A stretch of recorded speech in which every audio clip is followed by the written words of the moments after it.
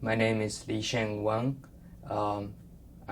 We are in the UMass Amherst, and I'm working in Professor Rotero's group. So I'm going to be the fourth year for the PhD program.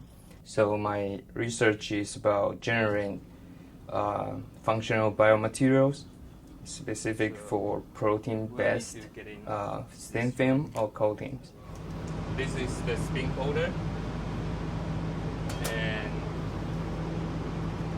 we usually use silicon wafer as a substrate for deposit the proteins. I'm an international student from Taiwan, and I studied my bachelor degree in chemistry, so that's kind of my background. But actually, I changed my specialty from physical chem, analytical chem, and right now like material scientist. To me, like doing science is not about what you do, it's about how you do it.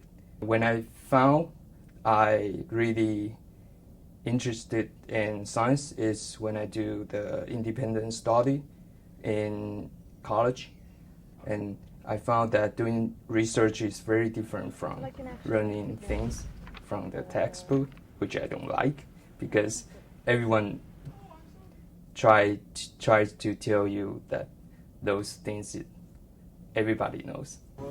So doing research is different. You need to be creative. You need to use your imagination, and you need to do something different. We all want to create some material that is healthy for the environment. So the best candidate will be the material come from the environment. So nowadays we use a lot of polymer or petroleum related material, but actually in nature we can produce polymer, which is proteins. So no, we don't involve any organic reaction in this process. We just purchase some protein powder, dissolve them in water, and then deposit them onto like substrates. And we use an instrument called narrow imprinter that can provide heat and pressure at the same time to those materials.